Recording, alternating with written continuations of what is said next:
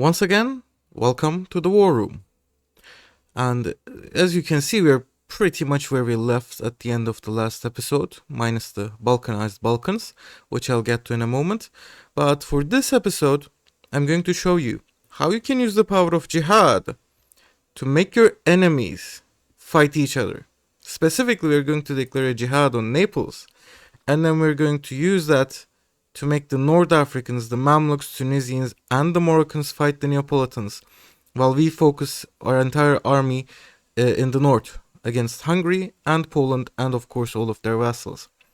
So regarding the vassals that we have over here, you might have two questions. Either you're asking, why did you release so many vassals? Or you're asking, why didn't you release more? For the first question, as you can see, we have basically zero control out of our heartlands over here.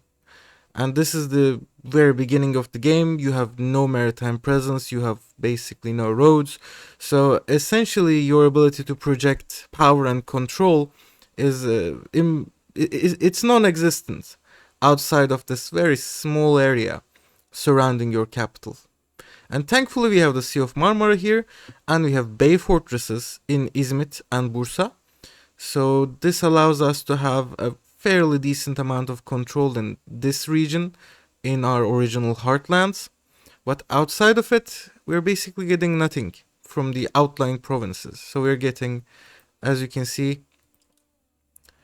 zero taxes. Even though Sivas has a potential tax base of almost 12 ducats a month, we're getting nothing from here. We're getting zero.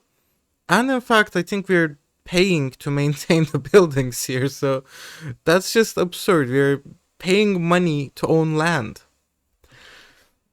And in the Balkans, the situation was pretty much the same. So we had zero control over all of Bulgaria, over all of Serbia, and so it makes sense to just release them as vassals. You might be thinking also, why didn't you release the rest of Greece or the rest of Anatolia as vassals? And well, for that, if you go over here to the military tab, you can see that we're still getting quite a bit of levies from here.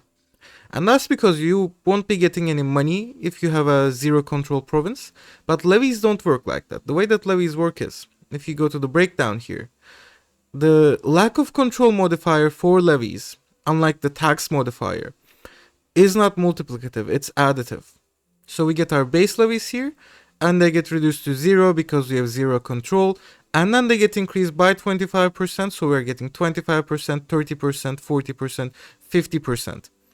And that means you're actually getting 50%. You're getting half the levies that you would be getting normally from this province, even at zero control. And this is why parliament-approved levies is such an important thing to have, because as you can see, half of the levies coming from here are thanks to the parliament-approved levies that we passed through our parliament. So the way that this works is, if you have a bunch of zero control provinces, having extra levies approved by parliament can increase your army size. You can almost double your army size by just asking for more levies from your parliament, actually. And you might be thinking, well, if you released vassals, they would also get those levies and they would get even more because of control. But you know, sometimes you want to have levies in your own armies because vassals are fickle. You can't really predict where they're going. You can't really get them to follow you, even if you're using the attitudes over here. So usually, it's not a good idea to have your vassals everywhere. You want to have a small core. In this case, we want 35,000 men so we can take on Hungary and Poland and their vassals at the same time and fight against them on even ground as far as numbers are concerned. So we want these provinces in our empire. We do not want them to be delegated to our vassals, at least for now. And again, the second question you might have is, why didn't you release more? Like, these guys still have zero control in most of their provinces, outside of their capital province, because they're going to have to integrate them in order to get any sort of value from them, and so on and so forth. And well, for that, honestly, it's because of dip cap. If you look at the diplomatic capacity over here, the minimum that a regular vassal can have is, you have plus 0.10 from base value, plus 0.10 from relative power. So unless you have the same dialect, same religion bonus, or maybe the tribes bonus, a vassal as a minimum will cost you 0.20 dip cap to use. And so if we had, let's say, 20 vassals here, instead of the current 7, we would be spending, I believe, 3 times as much diplomatic capacity on them.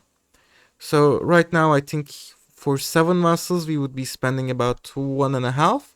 If we had more, if we had like 20, 21, something like that, because all of these are basically 3 province vassals, we would be spending more than 4 diplomatic capacity just on Bulgaria and Serbia.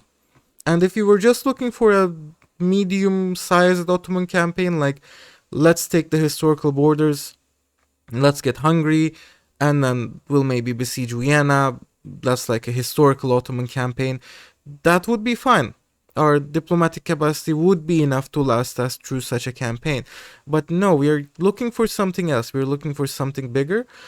I'm actually hoping to turn this into a Mehmet's ambition run, where you want to take all of the provinces needed to form the Roman Empire before the year 1500. I'm not sure whether we'll make it or not, but it's worth a try, I guess. So, in that case, your diplomatic capacity will not be enough. I mean, if you're going to conquer more land in Italy, around the Mediterranean, that diplomatic capacity will not be enough. And so for that reason, you want more medium-sized vassals. And another thing is you do not want to release historical vassals. You want to release all custom subjects. So if you look at Vidin over here, this is not the Vidin that you're used to. There is a historical Vidin, but if we were to release it, it would be released as a duchy or a kingdom. And once again, when you go to Dipcap, so Wallachia is a historical vassal, and we're getting a plus 20% boost to the diplomatic capacity usage here because of their country rank. And if you released Vidin, same thing. They would get plus 25%, whereas all the custom vassals that you release are county rank. So they will not have any additional diplomatic capacity usage. And again, dip cap is quite important for us at this stage of the game, so we're keeping them. Now, with that being said, we are going to fight. We're going to fight against Naples and Hungary and Poland, but we need CBs for that. I've set up my incomes, and we're going to get the CBs at the 1st of September. So let's wait for 1 month and see what happens. It is the 1st of September 1345, and we are now a great power. In fact, we are the 5th greatest power in the world. We are above the Mamluks, we are above France, and we are just a smidgen below the Duchy of Upper Bavaria, who's the Holy Roman Emperor right now. So this gives us actually some nice bonuses. If we go here, we get extra diplomatic capacity, extra monthly diplomats, we can extra prestige, and most importantly, we can actually threaten war, which will come in handy for upgrading our CBs later on. Now, we're going to do our regular stuff over here. We're going to press claims on Hungary. We're going to use the invade neighbor Beylik on the Kubadits, so we get a decent CB for them. And we can also invite a Turkic migration. I'm going to choose Kocaeli again, because we want as much assimilation there as possible. And one of the reasons for this is when you get slaves, when you're enslaving people out from occupations in enemy religion lands, what happens is your slaves get transferred to Anatolia, and they get sent to the cities, the towns, so the urban locations across Anatolia. And as you can see, this is why we have such a significant Aromanian minority in Iznik right now. And once we have fully occupied Hungary, Poland, Naples, what will happen is we will get quite a bit of those guys. We will get about 500,000 slaves from these areas, and they will all come to Anatolia. So we want to be careful. We want to start integrating and start assimilating Anatolia, and especially the urban locations, as soon as possible, because if we look here, Karahisar Sahib already has a Bulgarian majority, because we occupied all of Bulgaria, and all of the Bulgarian slaves that we captured were sent by the game to Karahisar Sahib. Okay, with that being said, you want to set your incomes back after this, and then you want to get your rivals. I am not going to get the Egyptians yet, because if you get the Mamluks as a rival, they will not join your jihad against Naples. And then you're going to call jihad. You're going to call jihad against Albania. And the way that this works is, you can invite other Muslim countries to your jihad. And as you can see, the Mamluks will accept. The Tunisians, the Moroccans, so the North Africans as a whole will accept. And you can even call other people, like if you wanted, you could call the Jalirids or the Chobanids and get horde troops into your crusade. Jihad. But for now, we are not going to do that. For now, we are just going to invite Tunis. And next month, or rather in 3 months, we will invite the Mamluks and the Moroccans as well. Now, the reason for this is Tunis actually has a regular navy. The Mamluks, for some absurd reason, do not start the game with regular navies. They just have some potential levies that they can raise. And the Neapolitans, since they also have a regular navy, if these galleys meet the Mamluk levies, the Mamluk levies will just be crushed, they will be destroyed, they will be stack wiped immediately. So for that reason, you want to call in the North Africans first, and they can keep Naples and Provence busy and occupied in the west. And once we have cleared the seas, also using the small navy of our vassal the Aydenids, then you can invite the Mamluks. Otherwise, this will not have the effect that you desire, which is, the effect that we desire is, we want the Mamluk troops to be sent to Italy in pieces, so in small stacks of 4,000 or 5,000, where they can be countered and where they can be eliminated by the Neapolitans. And that's what we want here. Anyways, so once again, set your income straight and then raise your levies. Remember to raise your naval levies as well. And then we will jump right into the fight. But before that, you also want to declare war on Hungary. We can co-belligerate Poland if we want. It's not absolutely necessary. And since we have the insulted us CB on the Kubadids, I'm also going to declare war on the Kubadids as well. And we will use our Anatolian levies to crush the Kubadids and the Tajettinids. We will then ferry them over to the Balkans. Most of our troops will go north, fight the Hungarians. Some small Aegean levies will occupy their Greek provinces. And for the most part, we want our allies to be fighting the Provençals and the Neapolitans while we take care of Hungary and Poland over here. Our levies have been raised, and here's our war plan. We're going to take our Anatolian levies, send them to Amasya for now. We're going to ferry these guys over to Jenik by boat. As you can see, we've got our large boats over here. We're going to take most of our armies from the Balkans as well, including Salonik. We're going to take them to Niš, where they will gather up. Oops. Misclicked over here. We're going to take them to Niš. They will gather up, and then they will march north to meet the Hungarians and the Poles in battle. Meanwhile, our smaller navies are going across the Aegean. We will try and get these guys down to Achaea. We will try and get these guys to occupy Naxos and then Kefalonia. And we will be using the levies that we have down here in Moria itself to start occupying already. And hopefully, once the Anatolian situation is clear, we will bring our Anatolian levies over to assist in Hungary as well. And our allies in the meantime can distract and maybe even inflict some significant casualties. So we have some transports over here. Maybe they will be able to take out some of the Neapolitan fleet. We will see. But overall, you want your allies the Jihad allies, fighting in the west against Naples and Provence, while your own troops are going north towards Hungary and Poland and attacking them.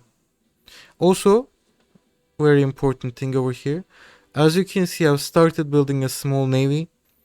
Uh, Regular navies are extremely overpowered right now, because if any number of regular navies meet any number of naval levies, the naval levies just get instantly stack wiped. So if you're going to do any sort of naval gameplay, you want some regular ships as soon as possible. And in fact, I'm probably a bit late. I should have probably started building these up the moment that I conquered Constantinople, or the moment that I started getting some sailors from the buildings. But for now, our first priority is going to be the Anatolian Beyliks here. Second priority, Aegean and Morea.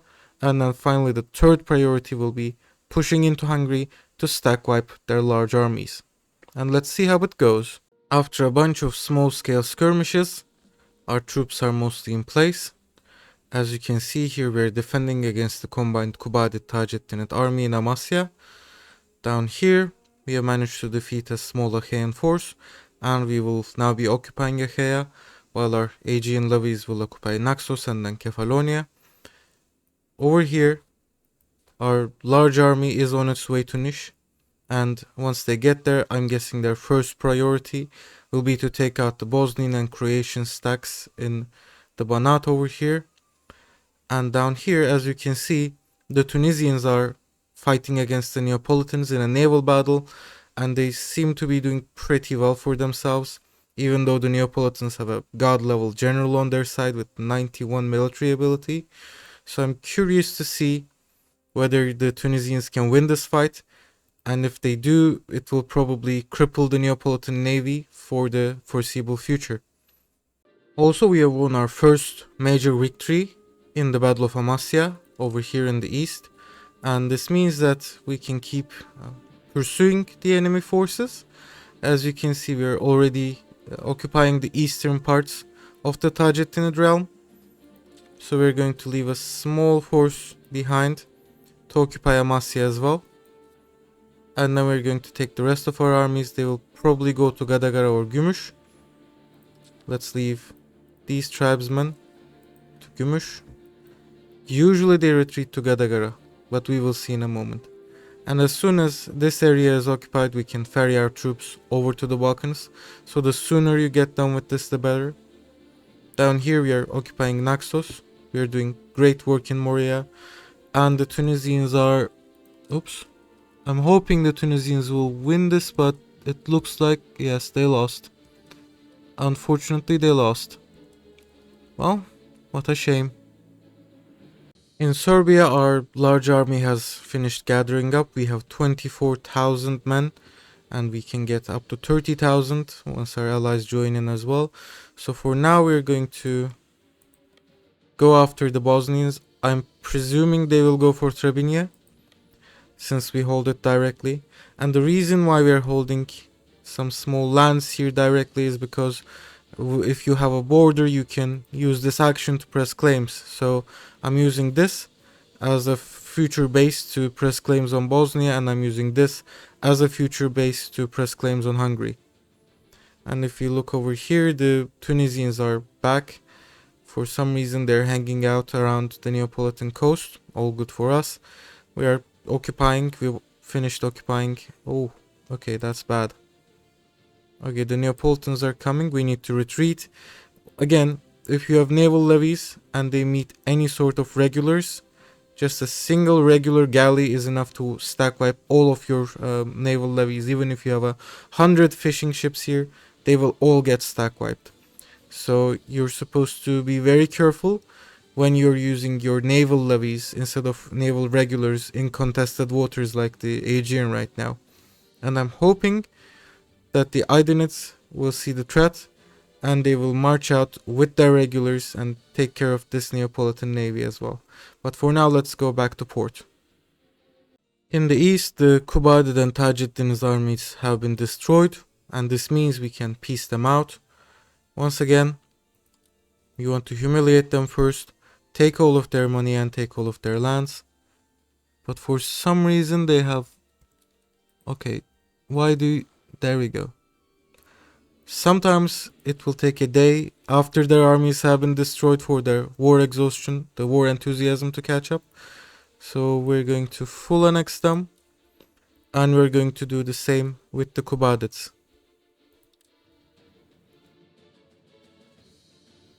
Okay, it's just one more cache.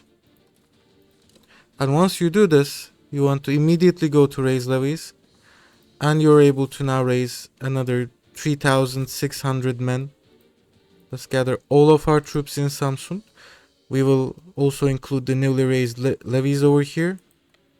And in total, we should have almost 10,000 men in the east that can join the fight in the Balkans. Now down south, the Neapolitans have landed, but they've only landed a small force. So we should be able to stack wipe them easily. And once the occupation of Moria is over, we can move our Balkan troops up north as well. There is one minor hiccup here. As you can see, the Neapolitans are keeping us hostage. There is no way for us to move out of this situation with our naval levies intact. So we're just going to wait and see if they move anywhere. But for the most part, I don't think we will be needing our naval levies in the near future either. And always keep an eye on your diplomats in situations like this, because we can still call on the Mamluks, we can still call on the Moroccans, and the more that we call these guys in, the sooner that the Neapolitan and the Provençal lands will be sieged down, and the sooner that we can peace them out.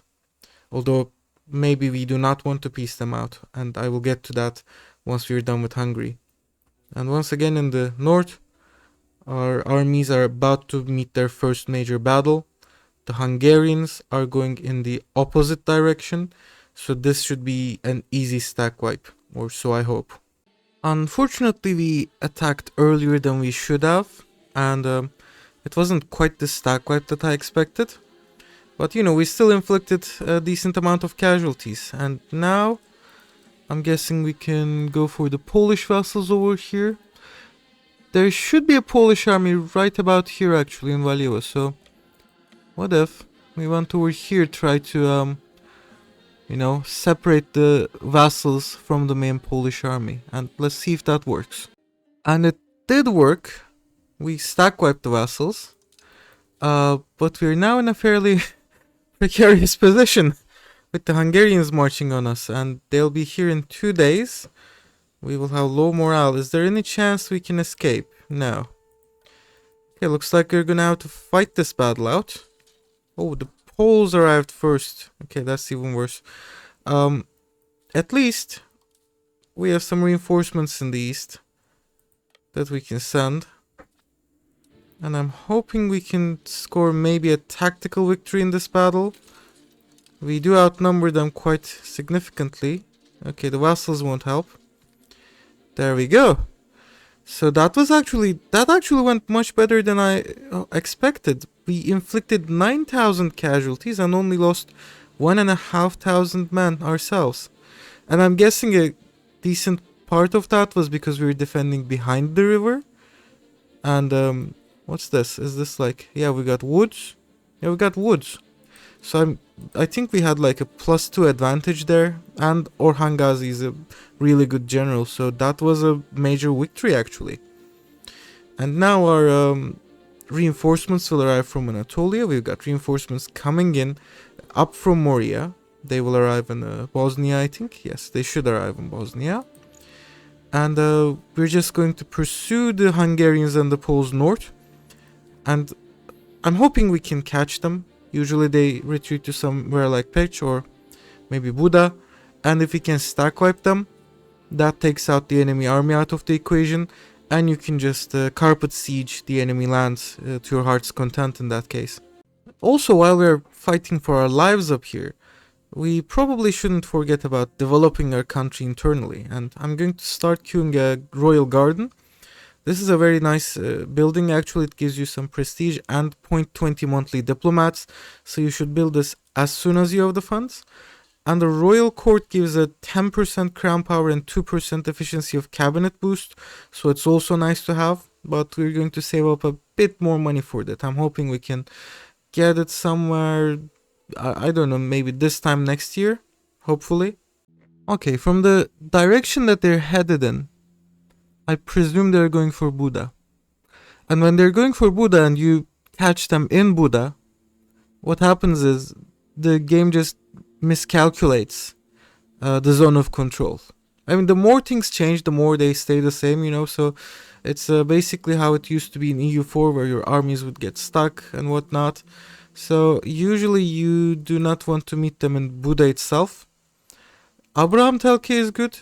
So I usually send my armies over to here and maybe even up to Pest. But can we get... Wait. Hold up. Yeah, we can't go to Pest from the south. So let's go here. And hopefully, once they get to Buda... Wait. Or maybe they're going to Saget, but no, they're going to Buda. So once they go to Buda, what happens is usually they see that your troops are still in the south, occupying their country, and they march south. They just rush southwards like they used to do in the first battle, and you can catch them halfway around in Abraham Telke, in Halas, somewhere like that. And when you do, you can just stack wipe them because they'll be low on morale. And just like that, we managed to catch the Hungarian and Polish army on their way south in Felejhaza, and we managed to stack wipe them. And looks like we're going to stack wipe the Ravens as well. So now Hungary has no army. We managed to catch the the Bosnians and the Croatians on our way north, so their vassals have no army. The Poles have no army, and soon enough, their vassals will have no armies either. And Halic has 1,000 men, but, they shouldn't be too much of an issue. So at this stage, I'm going to take these guys out of the fort zone of control, just so we don't get any shenanigans with being locked in or anything like that. And then, I'm going to start carpet sieging Hungary and Poland, and eventually Halic too. So we have 7,000 men over here. For Poland... They have 4 forts over here, and we have 2 forts in Halic, so that's 6. And I think I'm going to send another 6,000. So let's send 12,000 north, and then the rest can remain here because we have a bunch of forts here. Yes, but we also are vassals, and we also have another 10,000 men coming from the south, so it shouldn't be too difficult sieging down these areas. And once we have carpet sieged all of these lands, we can turn our gaze towards Naples. And would you believe it, already the Tunisian vassals are at work and they're occupying Naples. And Tunis itself is occupying Marseille, so they're dealing with the Provençals. And in 1 more month, we should be able to call in the Moroccans to the fight as well. With the Moroccans, Tunisians, and the Mamluks, the Italian states should fall fairly swiftly. While we're busy carpet sieging Hungary, the Black Death has appeared. Thankfully, it seems to be relatively far out in the east. I mean, it could have been worse. I've seen it happen in the Caucasus, but it could have been better. I've seen it happen all the way over here as well, where it would just go into Central Asia and India before coming west to Europe. For now, we don't really need or want to do anything. We already have a hospital in our capital, and that's all the hospitals that you need. You could consider building a couple more in your big cities, but honestly, it's just not worth it, in my opinion. And once the disease actually hits your country, then you can start taking precautions. For now, it's a good idea to zero down your burgers tax, because you're going to need 75% burger approval to take an important action here once the disease has actually reached your country. But other than that, I'm just going to keep playing normally. And would you look at that? Okay, that's nice. That's nice. We're getting some occupations over here in Naples. I do wonder where the Neapolitan army is, though. They're nowhere to be seen. Well, they'll turn up eventually. Oh. Also, someone wiped the Neapolitan navy. They only have like the regulars. Their levies have been wiped. And the Mamluks are... Okay, the Mamluks are in the process of ferrying their troops over. I just hope that they don't get caught by the actual Neapolitan navy, because if they do, stack wipe. And we want them to be stack wiped on land, not at the sea. Because if they get stack wiped at the sea, they won't be able to ferry any more troops. If they get stack wiped on land, they will keep ferrying more and more troops, and they will keep getting stack wiped. And that's how we can use the Neapolitans to fight the Mamluks, and vice versa. The Halicians have also been stack wiped, and that means there are no armies left whatsoever. They only have 200 men in total left in this war. And we can take our guys, we can take them to Novi Sad and start carpet sieging Poland and Halic. And once all of these sieges are done, again, we're going to turn our gaze westwards to Naples. I am willing to swear, in a court of law, under oath, that carpet sieging is the most mindless, brain rot thing you can do in EU5. But it works. And normally I wouldn't bother with it, but we are playing as the Ottomans, and that means we can carry just insane amounts of slaves back to our homelands by simply sieging down every single location. So, as you can see, we've enslaved 3,000 pops in Krakow. And the way this works is when you siege down a location, 10% of the population gets carried into Anatolia as slaves. And we've also managed to capture and take to Constantinia the Gesta Principum Polonorum, which is an okay artwork. It's regionally renowned. It's a book about the history of Poland, I guess. And as you can see, we have finished carpet sieging Poland as soon as the area around Krakow is done. We are almost there with Halic. We will need to take their forts and then take down this location again. And we're also almost there with Hungary. Although Szeged is holding out fairly decently. They're still at minus 21%, which is not really cool if you ask me. But overall, we are doing pretty well in the northern theater, and I've started sending most of our redundant forces down to Ishkodra, where they can be transported to Naples and then start sieging down Napoli. So the way this works is, usually when you peace out Hungary, they immediately ally Naples and they join the Neapolitan War. So essentially you can get 2 wars worth of war score in the peace deals by separate piecing them again from the Neapolitan War.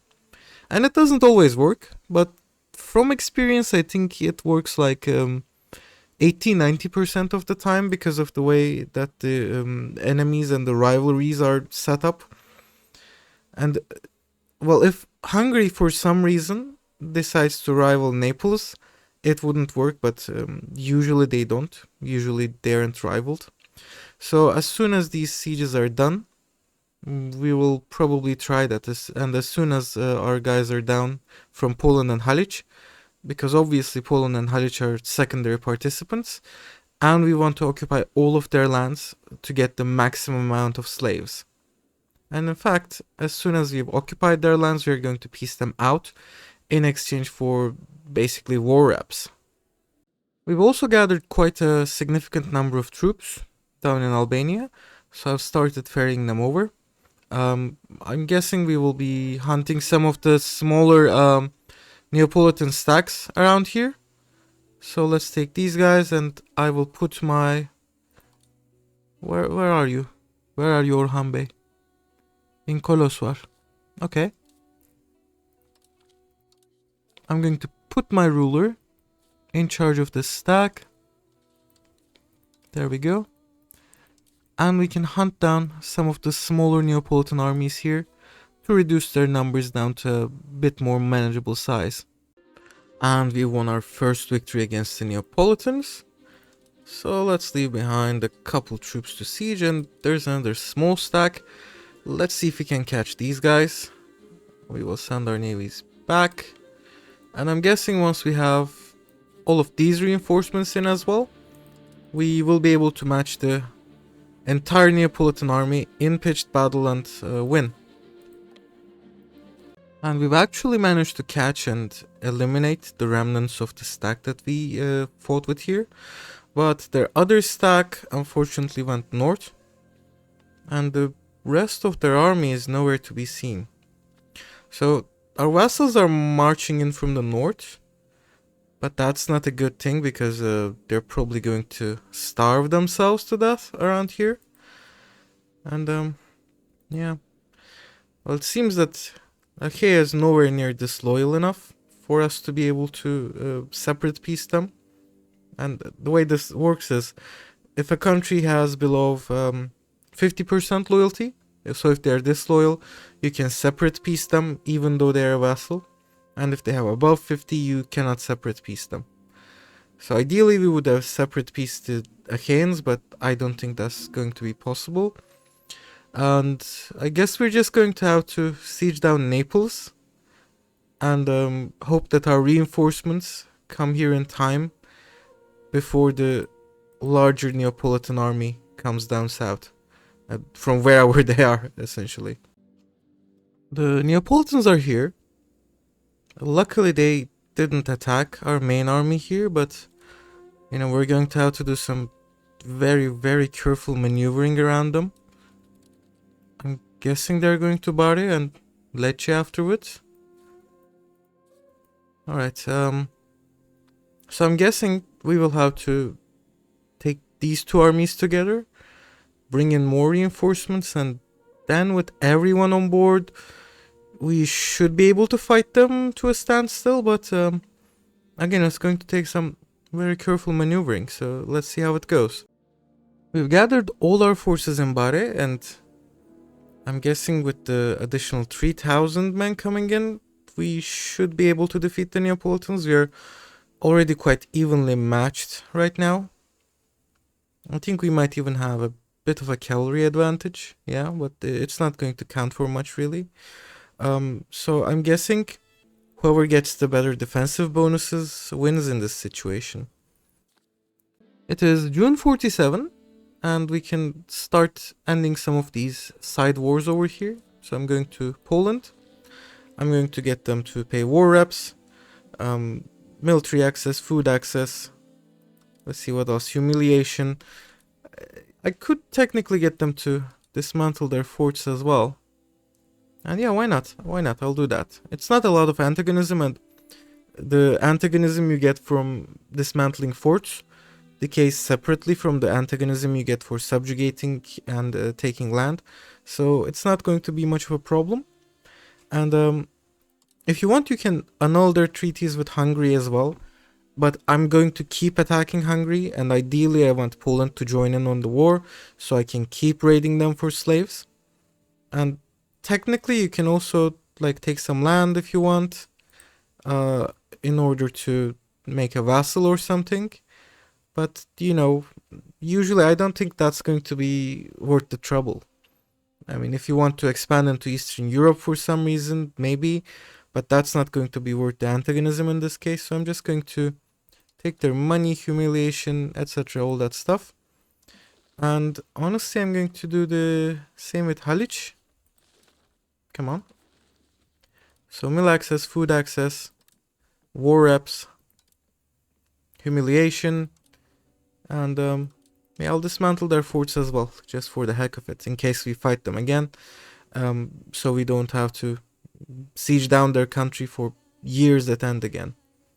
And this is a bunch of money, but again, the real benefit to us for sieging down these countries was not from the money, it was from the ridiculous number of slaves that we got. Already we have close to 1 million slaves, and this will go down to maybe 600, 500k after Black Death hits, but this is still a ridiculous pop growth in the early game. And this is so ridiculous that, as you can see already, Bursa has a significant Sekeli minority, Iznik is almost majority Francian, and Izmit is, again, mostly Croatian at this point. Kütahya and Karahisar are already become Francian, because for some reason, I don't know why, if you take Polish slaves, they turn into Francian. And I think if you take slaves from around Europe, except for maybe the Balkans, they all get melted into Francian. I think there's some like funny business going on about how the Turks were like, "Oh, you Europeans are all Franks to me." If you would remember that line from Age of Empires 3. But you know, they culture convert to Francian for some reason. So if we go to our culture map mode, as you can see, we have basically no Poles. We have just like 2,600 and very few Germans as well. And they've all become Francian.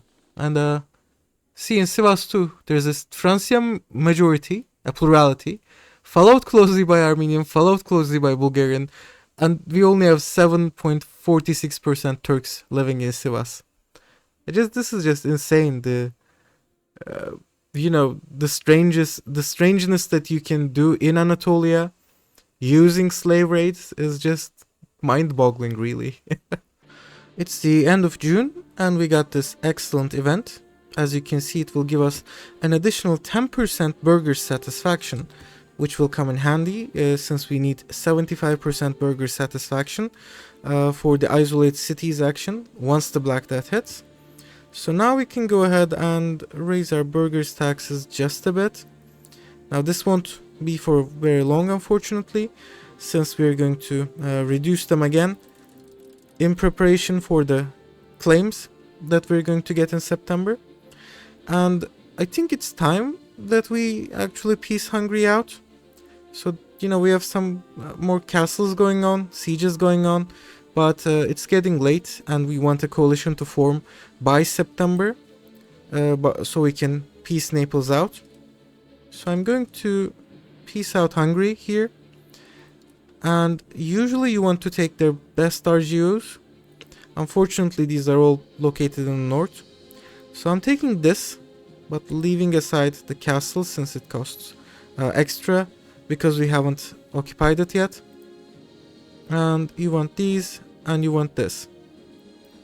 Now, as you can see, this leaves quite a patchwork of land, and this isn't good. We want our realm to be as connected to each other as possible so our vassals can move troops more easily. So we're going to take the Banat, Bihar, Solo, Keves, and maybe Nograd. No, we can't take that one. But we can take... Okay, normally this costs a bit extra, so I wouldn't take it. But right now it completes us all the way to 100 war score, so I'm actually okay with it. And, well, this is border gore. I realize it's the worst kind of border gore that you guys have probably seen in a long while. But trust me, it's worth it for the RGOs. So I'm going to send this. Before that, let me check to see if there are... Nope, it's just Bosnia. No co-belligerents left after Poland, Halic, and Croatia were peaced out. Oh, I also peaced out Croatia. I don't think I recorded that. So we're going to send our demands. And just in case, I'm going to raise our levies here. And we're going to bring our guys back home. All fine, all good. You guys go here. You guys go here. There we go. So now we're going to wait for a bit. And sometimes it is possible that Hungary allies with Naples and they rejoin the war thanks to their Neapolitan alliance. If that happens, excellent. You can attack Hungary again, you can occupy their lands again and peace them out for another 100 war score worth of land. But if that doesn't happen, we're going to peace Naples out in September, on the 1st of September if possible. And we're also going to reduce our incomes, as I said, in August in preparation for our yearly pressing claims action on the 1st of September, 1347. The Black Death has spread to our country. What can we do? Well, a couple of things. First, you can move your court into hiding. in order to reduce the chance of any of your major characters dying. Second, you can segregate the infected. This gives you another 15% disease resistance, which is useful for fighting the Black Death. And thirdly, you can present scapegoats. This does reduce your tolerance of heretical and heathen beliefs, but we get a bit of tolerance of true faith and a bit of pop conversion speed, and this will spawn events where we can protect the minorities in our empire in exchange for additional stability. You do not want to sponsor mass forgiveness because, as you can see, it costs quite a bit of gold, and you do not want to do most of the other stuff here either. But we will want to isolate our cities because it gives minus 80% bubonic plague impact eventually, and for that we will need the disease to have spread to Constantinople and infected at least 20% of our people. And other than that, make sure that you have a hospital in Constantinia. The other provinces don't matter as much, it's just 10% extra resistance, and really the reason you want it in your capital is for the character life expectancy. But ideally, you should have checked for this before the Black Death situation started. You should have checked for this as early as possible, hopefully. So it is late August, and ideally I should fight the Neapolitans a bit more to let the coalition grow some more. But, you know, I really don't want to face that doom stack just yet. So what we're going to do is we're going to peace out their allies first. And then hopefully we can peace out the Neapolitans themselves. We get a nice chunk of cash from Provence. We're gonna get, once again, a nice chunk of cash from Mondovi. Oh, we could actually convert them to Islam for the lols, but I think I'm not going for that yet. And sometimes you might luck out. Achaia might be disloyal. Unfortunately, they're just a smidgen above 50 over here, so if they were disloyal, we could have separate pieced them out, and that would have made everything so much easier, but for now I'm just going to content myself with separate piecing out Naxos, which is in fact disloyal. And with all of their allies now gone, we can peace out Naples. So here you want to consider, do you want war reps or do you want cold hard cash? And I'm going with cold hard cash here because war reps depend on your future income. And with the Black Death coming in, obviously you can guess that Naples will have a lower future income in the next 5 years compared to their current income. So I think taking all of their cash now should give us more eventually. Whereas if we took this and the Black Death would kill like half of their population, we would be getting probably much less money after the 5 years are done. And there's also the fact that we might end up at war before then if they ally someone, if they do something like that. So we're just going to take their Balkan possessions, and we're going to take a bit of lump sum of money here. And there we go. We're going to wait until the 1st of September. The Jihad has ended. Obviously the Mamluks have decided that we are their rivals now. So we can reciprocate. We're going to set them as our own rival as well. And it is September 1347. So this is a bit more than 10 years since the start of the game. And as you can see, we have actually come to the gates of Vienna. Granted, I did snake through Hungary, but I took all the land that I could. And I'm guessing if we didn't take this bit over here, we could have had a much more reasonable stretch of land here that I guess wouldn't quite count as snaking. But it doesn't really matter. We are in Vienna. Like, we can just declare war on Austria right now and occupy Wien. And this is still the 14th century, so we are 300 years early to the game here. It's just unbelievable the things that you can do with the early game Ottomans. Now, you might be thinking, yes, you took all of that land, but what about the coalition? There is going to be a coalition, right? And yes, there is going to be a coalition, but as a wise man once said, AE is just a number. So we are going to defeat that coalition. And in the next episode, or maybe the episode after that, it depends a bit on how many of these northern Italian states join the coalition, I'm going to show you how you can use the coalition mechanics in EU5 to your advantage.